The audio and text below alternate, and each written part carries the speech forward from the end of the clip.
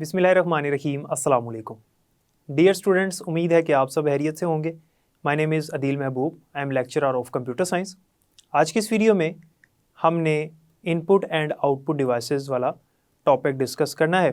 First year computer science chapter number 1 है हमारा और आज लेक्चर नंबर 4 है। आज के इस लेक्चर में हमने इनपुट डिवाइसेस क्या होती हैं ये डिस्कस करना है।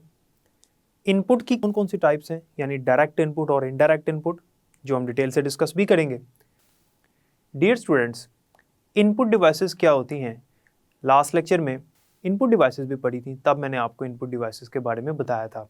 आज चूंकि हमने टॉपिक स्टार्ट किया है तो हम दोबारा से डिस्कस करेंगे। इनपुट डिवाइसेस वो डिवाइसेस होती हैं जिनके ज़रिए से कंप्यूटर में डाटा एंटर किया जाता है। हमारा जो फर्स्ट लेक्चर था उसमें हमने ये देखा था कि हमारा डाटा जो कि कंप्यूटर को दिया जाता है, कंप्यूटर उसके ऊपर प्रोसेसिंग करता है और उसको इन्फॉर्मेशन में तब्दील करता है। लेकिन जब डाटा कंप्यूटर में एंटर करना है, जब डाटा कंप्यूटर में फीड करना है, उसके लिए हमें ज़रूरत है कुछ डिवाइसेस की जिनके ज़रिए से हम कंप्यूटर में डाटा एंटर कर सकेंगे। उन डिवाइसेस को हम इनपुट डिवाइसेस कहते हैं। इनपुट डिवाइसेस में हमारे पास mouse, keyboard, scanning devices, microphone, इसी तरह से और दीगर इनपुट डिवाइसेस आ जाती हैं। अब हम बात करते हैं कि इनपुट की टाइप्स कितनी हैं। याद रहे कि मैं ये कह रहा हूँ इनपुट की टाइप्स कितनी हैं, इनपुट डिवाइसेस की बात नहीं कर रहा। इनपुट से मुराद है कंप्यूटर में डाटा एंटर करना। तो जब कंप्यूटर में डाटा एंटर किया जाता है तो दो तरीक़ों से किया जाता है। इनपुट की दो types, so there are two types of inputs to enter data into the computer. Number 1 is direct input and number 2 is indirect input. Direct input ऐसी इनपुट होती है जिसमें हम किसी सोर्स के ज़रिए से, यानी किसी डिवाइस के ज़रिए से कंप्यूटर में डायरेक्टली इनपुट एंटर कर देते हैं। हमें इंटरमीडिएट हैंडलिंग नहीं करनी पड़ती। Now the question is what is meant by intermediate handling. Intermediate handling का मतलब ये है कि एक एक चीज़ हम खुद हाथ से एंटर करें। मिसाल के तौर पे अगर एक पेज है जो मैंने कंप्यूटर में एंटर करना है और इस पेज के ऊपर जो कुछ लिखा हुआ है मैं चाहता हूँ कि ये कंप्यूटर में एंटर हो जाए। जैसा कि आपको ये पेज नज़र आ रहा है, इस पेज पे जो कुछ लिखा हुआ है ये आप कंप्यूटर में एंटर करना चाहते हैं। इसके लिए हम कीबोर्ड का इस्तेमाल करेंगे। इस पूरे पेज को हम टाइप करेंगे। जब हम इस पूरे पेज को टाइप करेंगे तो इसे कहेंगे इंटरमीडिएट हैंडलिंग, क्योंकि हमने एक एक वर्ड, एक एक करैक्टर, इवन के एक डॉट एंटर किया कीबोर्ड से बटन प्रेस करके। इसे कहेंगे इंटरमीडिएट हैंडलिंग। लेकिन अगर ऐसा हो जाए कि इस पेज की इमेज कंप्यूटर खुद बहुत कंप्यूटर में इसको रीड कर ले, इस पूरे पेज को खुद बहुत, हमें इंटरमीडिएट हैंडलिंग करने की ज़रूरत ना पड़े, तो इसे हम कहेंगे डायरेक्ट इनपुट। इसके लिए जो डिवाइस इस्तेमाल होगी वो होगी स्कैनर। हम इस पेज को स्कैनर के ऊपर रखेंगे, स्कैनर इस पेज को स्कैन करेगा और इस पेज की इमेज कंप्यूटर में एंटर कर देगा। तो आपने देखा हमें इंटरमीडिएट हैंडलिंग की ज़रूरत पड़ी ही नहीं। हमने पेज रखा, उसने डायरेक्टली उसको रीड कर लिया और कंप्यूटर में एंटर कर दिया। So this is called direct input. और स्टूडेंट्स याद रखिएगा कि वो डिवाइसेस जो डायरेक्ट इनपुट के लिए इस्तेमाल की जाती हैं उनको कहा जाता है सोर्स डाटा एंट्री डिवाइसेस या फिर डायरेक्ट इनपुट डिवाइसेस, जिसकी मिसाल मैंने आपको एक स्कैनर दी, एक एग्जांपल इसकी MICR भी है, इसकी एग्जांपल बार कोड रीडर भी है। आपने देखा होगा कि जब हम कोई प्रोडक्ट परचेज़ करते हैं तो उसका बिल बनाने के लिए वो क्या करता है, वो बार कोड रीडर एक मशीन होती है जिसके आगे उस प्रोडक्ट का बार कोड कर देता है। बार कोड आपने देखा होगा प्रोडक्ट्स के ऊपर ज़ेब्रा स्ट्रिप लाइंस होती हैं, आपको स्क्रीन पर भी नज़र आ रहा है। जब बार कोड रीडर के आगे हम इस बार कोड को करते हैं वो इसको ऑटोमेटिकली रीड करता है। उसमें से एक लेज़र लाइट निकलती है, एक लेज़र बीम निकलती है जो कि इसको रीड करके कंप्यूटर में एंटर कर देती है। अब अगर हम बात करें इनडायरेक्ट इनपुट की, जैसे कि मैं आपको बता चुका हूँ कि इनडायरेक्ट इनपुट से मुराद ये है कि ऐसी इनपुट जिसको हमें इंटरमीडिएट हैंडलिंग करने के बाद कंप्यूटर में एंटर करना पड़ता है। The type of input which is entered into the computer system after intermediate handling, यानी इंटरमीडिएट हैंडलिंग के बाद वो इनपुट कंप्यूटर में जाएगी, इसे हम कहेंगे इनडायरेक्ट इनपुट। जबकि डायरेक्ट इनपुट में क्या था, the type of input which is entered into the computer system without intermediate handling, यानी इंटरमीडिएट हैंडलिंग के बगैर, उसे हम कह रहे थे डायरेक्ट इनपुट। अब इनडायरेक्ट इनपुट की मिसाल हमारे पास कीबोर्ड है, जैसे मैंने पहले आपको बताया keyboard is a commonly used indirect input device. Keyboard के ज़रिए से हम इनडायरेक्टली डाटा कंप्यूटर में एंटर करते हैं, यानी after intermediate handling, intermediate handling करनी पड़ती है, इसे हम कहते हैं indirect input. So this is the main difference between direct input and indirect input. अब हम डायरेक्ट इनपुट डिवाइसेस कौन सी होती हैं और किस तरह से काम करती हैं वो भी हम पढ़ेंगे आगे जाके, लेकिन आज के लेक्चर में हमने इनडायरेक्ट इनपुट डिवाइस यानी कीबोर्ड को डिस्कस करना है डिटेल के साथ। इसकी कीज़ के ऊपर बात करेंगे। सबसे पहले बात ये है कि आपने ये याद रखना है कि keyboard is a standard input device. तो keyboard is a standard input device, और we can say that keyboard is a primary input device. याद रखिएगा, कंप्यूटर में डाटा एंटर करने के लिए डिफरेंट इनपुट डिवाइसेस होती हैं जो डिफरेंट टाइप का डाटा एंटर करती हैं। मिसाल के तौर पे एक डाटा होता है हमारे पास इमेज डाटा, तस्वीर एंटर करने के लिए हमारे पास स्कैनर इस्तेमाल होता है। एक डाटा होता है ऑडियो डाटा, उसके लिए हम माइक्रोफोन का इस्तेमाल करते हैं। एक होता है वीडियो डाटा, उसके लिए हम डिजिटल कैमरा का इस्तेमाल करते हैं। जबकि अगर कंप्यूटर में टेक्सचुअल डाटा एंटर करना है, उसके लिए हम कीबोर्ड का इस्तेमाल करते हैं। तो keyboard is a textual data input device. ठीक हो गया। एक जो सादा कीबोर्ड है उसमें टोटल 101 कीज़ होती हैं। इसके अलावा 3 लाइट्स होती हैं उसके ऊपर, जो आगे जाके डिस्कस करेंगे किस मकसद के लिए होती है। याद रखिएगा कि आपको बहुत सारे कीबोर्ड्स ऐसे देखने को मिलेंगे जिन पे 101 से ज़्यादा कीज़ होंगी। उन्हें हम एनहांस्ड या एक्सटेंडेड कीबोर्ड कहते हैं, क्योंकि उसके अंदर एक्स्ट्रा बटन्स मौजूद होते हैं। एक्स्ट्रा जितने मर्जी आप उसके अंदर ऐड कर सकते हैं, जैसे कुछ गेमिंग कीबोर्ड्स होते हैं या कुछ और मल्टीमीडिया कीबोर्ड्स मार्केट में अवेलेबल हैं, जिसके ऊपर प्ले पॉज का बटन भी होता है, इंटरनेट का बटन होता है, सेव का बटन होता है, माई कंप्यूटर को ओपन करने का अलग से बटन होता है, वॉल्यूम का बटन होता है। इस कीबोर्ड की बात नहीं हो रही, हम बात कर रहे हैं स्टैंडर्ड कीबोर्ड की, जिसके ऊपर कितनी कीज़ होती हैं, 101 कीज़ होती हैं। और आखिरी पॉइंट इसके अंदर आपने याद रखना है इसकी डेफिनेशन में कि कीबोर्ड का जो लेआउट होता है, लेआउट से मुराद है अरेंजमेंट ऑफ कीज़। कीबोर्ड की जो कीज़ हैं उनकी अरेंजमेंट किस तरह की है, इस अरेंजमेंट को नाम दिया गया है, इस लेआउट को नाम दिया गया है QWERTY, QWERTY। कीबोर्ड की लेआउट का क्या नाम है, QWERTY। इसको ये नाम क्यों दिया गया, क्योंकि जितने भी अल्फ़ाबेट्स होते हैं कीबोर्ड के ऊपर वो स्टार्ट होते हैं Q से, QWERTY। तो पहले जो 6 अल्फ़ाबेट्स हैं, पहले जो 6 बटन्स हैं, उनको उसने लेआउट का नाम दे दिया QWERTY। आमतौर पे जो अल्फ़ाबेट्स होते हैं वो A से स्टार्ट होते हैं, ABCDEF एंड सो ऑन, लेकिन कीबोर्ड के ऊपर जो बटन्स हैं, अल्फ़ाबेटिक कीज़ हैं, वो Q से स्टार्ट होती हैं, कुछ इस तरह से QWERTY। तो ये इसके लेआउट का नाम है। ये याद रखना है आपने कि कीबोर्ड के 4 पार्ट्स होते हैं। जी हाँ, कीबोर्ड की जो कीज़ हैं उनको 4 हिस्सों में डिवाइड किया गया है। Number 1 function keys, number 2 main keyboard और alpha numeric keys, number 3 numeric keypad and number 4 cursor control keys. Number 1 पे मैंने आपको बताया function keys. Function keys keyboard के टॉप पे मौजूद होती हैं, जो कि 12 कीज़ होती हैं, F1 से लेकर F12 तक, F1, F2, F3 up to F12। ये 12 कीज़ होती हैं जिनका अपना एक ख़ास फंक्शन होता है। हर की का एक स्पेसिफिक फंक्शन है, और किस की का क्या फंक्शन है डिपेंड करता है कि सामने सॉफ्टवेयर कौन सा चल रहा है। इनका फंक्शन चेंज होता रहता है depending on the software running on the computer system. दूसरा जो कीबोर्ड का पार्ट है वो है मेन कीबोर्ड, जिसे अल्फ़ा न्यूमेरिक कीज़ भी कहते हैं। ये कीबोर्ड का वो हिस्सा है जो सबसे ज़्यादा इस्तेमाल होता है।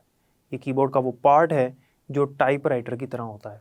ये वाला पार्ट पहले टाइपराइटर में मौजूद होता था, आज कीबोर्ड में मेन कीबोर्ड के नाम से मौजूद है।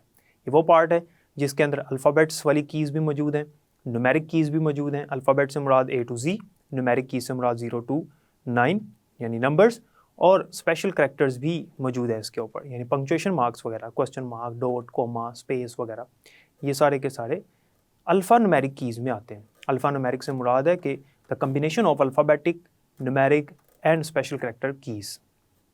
ये सबसे ज़्यादा इस्तेमाल होने वाला कीबोर्ड का पार्ट है, इसलिए इसको मेन कीबोर्ड कहा जाता है। नंबर 3 पे मैंने आपको बताया न्यूमेरिक कीपैड, जो कीबोर्ड के सबसे राइट साइड पे मौजूद होता है, जो कि कैलकुलेटर के फंक्शन परफॉर्म करता है, जिसमें 0 to 9 नंबर्स और plus minus multiply divide dot equals to ये वाले बटन्स मौजूद होते हैं। इसके अलावा नंबर 4 पे जो कीबोर्ड की कीज़ का चौथा पार्ट मैंने बताया वो है कर्सर कंट्रोल कीज़। इनको नेविगेशन कीज़ भी कहते हैं। कर्सर कंट्रोल कीज़ को नेविगेशन कीज़ भी कहते हैं और इसके अलावा इनको एरो कीज़ भी कहते हैं। इनके ज़रिए से हम अपना कर्सर कंट्रोल करते हैं। स्क्रीन पे जो हमारा ब्लिंकिंग कर्सर होता है, जब हम टाइपिंग कर रहे होते हैं तो उस टाइम पे एक वर्टिकल कर्सर आपको नज़र आता है, जिसको हम मूव करने के लिए इन 4 बटन्स का इस्तेमाल करते हैं, अप डाउन लेफ्ट और राइट। और अमूमन बच्चे इनके ज़रिए से गेम्स भी खेलते हैं।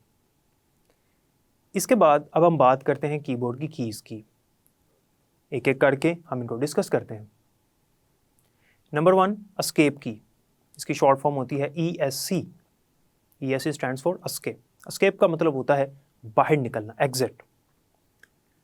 ये कीबोर्ड के टॉप लेफ्ट कॉर्नर पे मौजूद होती है और इसके ज़रिए से हम किसी भी सॉफ्टवेयर, किसी भी प्रोग्राम से बाहर निकलते हैं, यानी उसको क्लोज करते हैं। किसी भी सॉफ्टवेयर, किसी प्रोग्राम, किसी फाइल को क्लोज करने के लिए हम एस्केप का बटन यूज़ करते हैं। एस्केप की के बाद नेक्स्ट आती है हमारे पास टैब की। टैब की एक ऐसी की है जिसके ज़रिए से हम नेक्स्ट टैब पोजीशन में जाते हैं।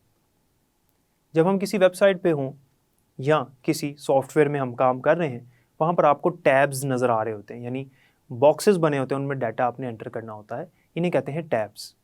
मिसाल के तौर पे अगर आप अकाउंट बना रहे हैं जीमेल पे, तो वहाँ पे वो आपसे पूछता है first name, last name, your email address, your phone number. ये जो आपको बॉक्सेस नज़र आ रहे हैं, दीज आर कॉल्ड टैब्स। इसी तरह से अगर आप फेसबुक पे जाते हैं तो वहाँ पर ईमेल एड्रेस और यूज़र नेम और दूसरे नंबर पे वो आपसे पासवर्ड पूछता है। ये टैब्स हैं। तो आपका जो कर्सर है जहाँ पे आप टाइपिंग कर रहे हैं, अगर आप उस टैब से नेक्स्ट टैब में जाना चाहते हैं तो टैब का बटन प्रेस करें तो नेक्स्ट टैब पोजीशन में आपका कर्सर चला जाएगा। तो माउस को यूज़ किए बगैर आप टैब को प्रेस करके नेक्स्ट टैब्स में मूव करवा सकते हैं अपने कर्सर को। इसके अलावा अगर हम टेक्स्ट एडिटिंग सॉफ्टवेयर्स में काम कर रहे हैं जिसमें हम टाइपिंग करते हैं, लाइक MS वर्ड है, लाइक नोटपैड है, वर्ड पैड है, इनके अंदर अगर हम काम कर रहे हैं तो हमने कपल ऑफ स्पेसेस, यानी या हम कह सकते हैं कि चंद स्पेसेस लीव करने के लिए हम टैब का बटन प्रेस करते हैं तो वो चंद स्पेसेस छोड़ के आगे चला जाता है। इसे भी कहते हैं नेक्स्ट टैब पोजीशन। तो नेक्स्ट टैब पोजीशन में अपने कर्सर को मूव करने के लिए हम टैब का बटन यूज़ करते हैं। नेक्स्ट है हमारे पास कैप्स लॉक। कैप्स लॉक एक टॉगल की है।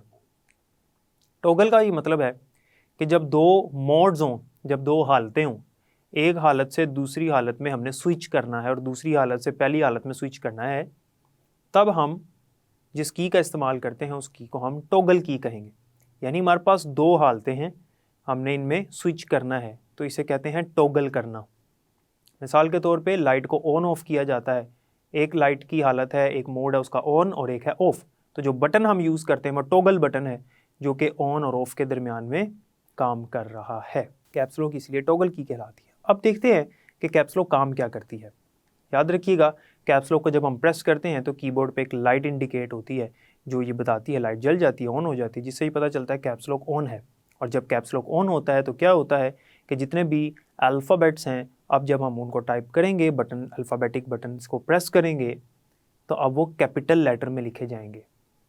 कैप्स स्टैंड फॉर कैपिटल्स, तो वो तमाम अल्फ़ाबेट्स को कैपिटल लिखेगा। और जब कैप्स लॉक ऑफ होगा तो तमाम अल्फ़ाबेट्स जो हैं वो स्मॉल लेटर्स में लिखे जाएंगे। ठीक हो गया। कैप्स लॉक को ऑफ करने के लिए दोबारा कैप्स लॉक को प्रेस करेंगे, लाइट ऑफ हो जाएगी कीबोर्ड के ऊपर, जो कि बताएगी, इंडिकेट करेगी कि कैप्स लॉक ऑफ है। याद रखिएगा, कैप्स लॉक की सिर्फ और सिर्फ अफेक्ट करती है अल्फ़ाबेटिक कीज़ के ऊपर। न्यूमेरिक कीज़ और दूसरी जो फंक्शन कीज़ हैं, इसके अलावा स्पेशल कैरेक्टर कीज़, उनके ऊपर इससे कोई फ़र्क नहीं पड़ता कैप्स लॉक ऑन हो या ऑफ हो। नेक्स्ट है हमारे पास एंटर की, या इसका दूसरा नाम है रिटर्न की।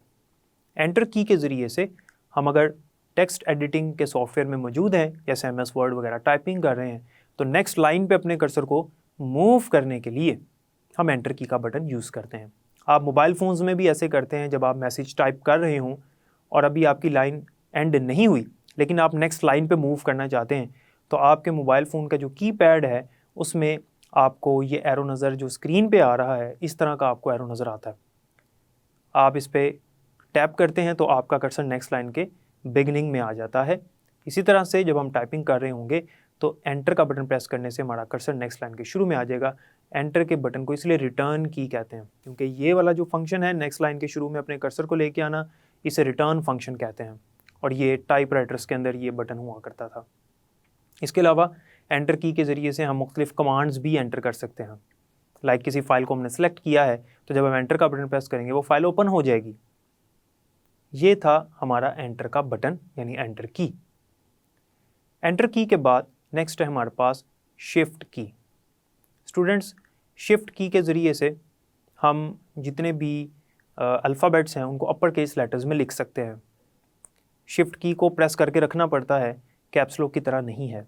कैप्स लॉक को एक दफ़ा प्रेस कर दिया, कैप्स लॉक ऑन हो गया, लेकिन शिफ्ट की को आप प्रेस करके रखेंगे और उसके साथ जब अल्फ़ाबेट्स लिखेंगे तो अल्फ़ाबेट्स टाइप करेंगे तो स्क्रीन पे वो कैपिटल लेटर्स में लिखे जाएंगे। इसके अलावा शिफ्ट की को अगर हम प्रेस करके रखें तो जो बाकी बटन्स हैं उनके जो अपर फंक्शंस हैं, अपर फंक्शन से मुराद है जैसे आपको स्क्रीन पे ये बटन नज़र आ रहे हैं, मिसाल के तौर पे 1 का बटन है, इसके ऊपर एक्सक्लेमेशन साइन आपको नज़र आ रहा है। अगर हम सिंपली 1 का बटन प्रेस करेंगे तो 1 टाइप होगा, लेकिन अगर शिफ्ट का बटन प्रेस करके रखें इसके कम्बिनेशन के साथ, अगर हम 1 का बटन प्रेस करें तो 1 नहीं बल्कि एक्सक्लेमेशन साइन स्क्रीन पर नज़र आएगा। तो इस तरह से शिफ्ट के ज़रिए से जो आपको कीबोर्ड पे बटन्स नज़र आ रहे होते हैं, कीज़ नज़र आ रही होती हैं जिनके दो फंक्शंस हैं, तो जो अपर फंक्शन है उसका यानी दूसरा जो उसका फंक्शन है सेकंड फंक्शन, उसके लिए हम शिफ्ट का इस्तेमाल करते हैं। तो शिफ्ट को प्रेस करके रखें और वो बटन प्रेस करें तो उसका दूसरा फंक्शन परफॉर्म होगा। नेक्स्ट हमारे पास कंट्रोल की है। कंट्रोल की ऐसी की होती है जिसको हम दूसरी कीज़ के कम्बिनेशन के साथ इस्तेमाल करते हैं और कंट्रोल की के ज़रिए से हम शॉर्टकट कीज़ बनाते हैं। मिसाल के तौर पे अगर हम कंट्रोल प्लस एस करें तो ये सेव के लिए इस्तेमाल होती है, कंट्रोल एन से न्यू के लिए। इसके अलावा ऑल्ट की होती है जिसकी फुल फॉर्म होती है अल्टरनेट। इस की को भी दूसरी कीज़ के कम्बिनेशन के साथ शॉर्टकट की के लिए इस्तेमाल किया जाता है और अमूमन इसको शिफ्ट और कंट्रोल के साथ इस्तेमाल किया जाता है। स्टूडेंट्स, नेक्स्ट 2 कीज़ हैं जो कि एक दूसरे के ऑपोजिट काम करती हैं, जिनमें एक आती है हमारे पास डेल की और एक आती है हमारे पास बैक स्पेस की। स्टूडेंट्स, डेल की जो है इसके ज़रिए से जब हम टेक्स्ट एडिटिंग कर रहे होते हैं तो हम अपने कर्सर के राइट साइड पे जो हमारा ब्लिंकिंग कर्सर है उसके राइट साइड पे एक करैक्टर हमने डिलीट करना है। यानी जब हम टाइपिंग कर रहे हैं हमारा कर्सर जो है उसके राइट साइड पे एक करैक्टर को डिलीट करने के लिए हम डेल की का बटन यूज़ करते हैं, जबकि कर्सर के लेफ़्ट साइड पे एक सिंगल करैक्टर को डिलीट करने के लिए हम बैक स्पेस का बटन यूज़ करते हैं। तो ये MCQ भी है बोर्ड का और बहुत इंपॉर्टेंट है। तो ये हमने कीबोर्ड की कीज़ आज डिस्कस की हैं। कुछ रिमेनिंग कीबोर्ड की कीज़ हम नेक्स्ट लेक्चर में डिस्कस करेंगे और उसके साथ जो नेक्स्ट टॉपिक है वो भी स्टार्ट करेंगे। अल्लाह ताला आप सबका हामी नासिर हो। अपना ख्याल रखिएगा। अल्लाह हाफ़िज़।